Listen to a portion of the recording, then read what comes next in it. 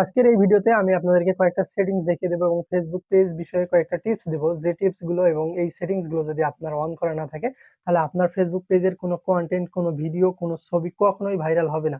আপনি যত ভালো কন্টেন্ট তৈরি করুন না কেন, আপনার ফেসবুক পেজ কখনো ভাইরাল হবে না, আপনার ফলোয়ার বাড়বে না, আপনার রিচ বাড়বে না, এঙ্গেজমেন্ট বাড়বে না। তো আপনার পেজের ফলোয়ার, রিচ, এঙ্গেজমেন্ট যদি আপনি বাড়াতে চান তাহলে অবশ্যই এই ভিডিওটা শুরু থেকে শেষ পর্যন্ত দেখুন। তো কথা না বাড়িয়ে সরাসরি আমরা কাজে চলে যাই। তো আমি একটা পেজ ওপেন করেছি, জাস্ট পেজটা তৈরি করা। তো এই পেজটা আপনারা দেখতে পাচ্ছেন, এরকম ইন্টারফেসে আপনারা দেখতে পাচ্ছেন। তো এই পেজটাতে আসার পর আপনাদের যে বায়োটা রয়েছে সেই বায়োটাতে আপনাকে আপনার পেজের ডিটেলসটা অবশ্যই লিখে দিতে হবে এবং পারলে সেখানে ২-৪টা ট্যাগ ইউজ করবেন। সেই ট্যাগটা কি করবে? সেই ট্যাগটা আপনার সার্চ র‍্যাঙ্কে তুলবে। অর্থাৎ আপনার পেজটা যখন কেউ সার্চ করবে তখন সেই টাইপের পেজগুলোতে সাজেস্ট করবে, সেজন্য এটা করবেন। ঠিক আছে?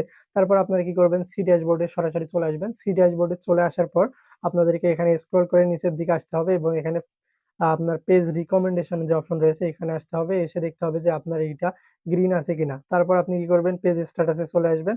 পেজ স্ট্যাটাসে আসার পর পেজ ইস রিকমেন্ডেবল আছে কিনা সেটা দেখতে হবে। তারপর এখানে এলিজিবল টু মনিটাইজ এইটা আছে কিনা এটা দেখতে হবে। যদি এটা রেস্ট্রিক্টেড মনিটাইজেশন থাকে সেক্ষেত্রে এইটাকে আপনাকে এলিজিবল টু মনিটাইজ এই অপশনটা চালু করতে হবে। করার জন্য কি করতে হবে? এটা নিয়ে আমার ভিডিও রয়েছে। আই বাটনে ক্লিক করে আপনি সেই ভিডিওটা দেখতে পারবেন।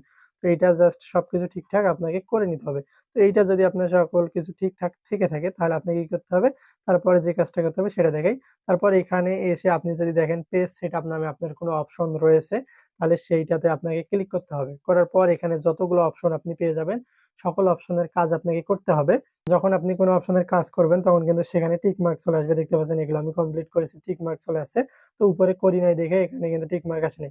তো এখানে কোনো অপশন আপনার বাদ রাখা যাবে না।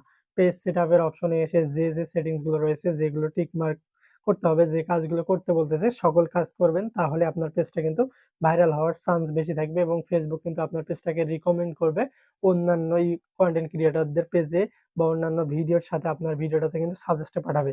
তারপরে আপনাকে কি করতে হবে? এখানে প্রোগ্রেশন অ্যান্ড অ্যাচিভমেন্ট নামে একটা অপশন রয়েছে, এখানে চলে আসবেন। আসার পর এখানে কিছু লেভেল রয়েছে, এই লেভেলগুলো নিয়ে আপনাকে কাজ করতে হবে এবং এখানে ডেইলি যে কাজগুলো থাকে সেই কাজগুলো আপনাকে করতে হবে। তারপরে অ্যাচিভমেন্ট রয়েছে, দেখতে পাচ্ছেন কনটেন্টের কিছু অ্যাচিভমেন্ট রয়েছে। এই কনটেন্টের অ্যাচিভমেন্ট গুলো আপনাকে ধীরে, ধীরে অর্জন করতে হবে।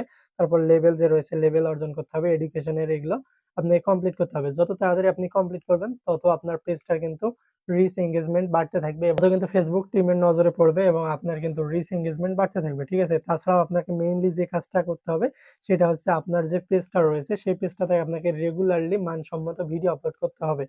এবং আপনার যে পেজটা রয়েছে সেটার বিষয় কি? অর্থাৎ আপনি কোন ধরনের কনটেন্ট আপলোড করতে চান সেটা কিন্তু আপনাকে অবশ্যই সিলেক্ট করতে হবে। অর্থাৎ আপনার পেজের ক্যাটেগরি অবশ্যই আপনাকে সিলেক্ট করতে হবে।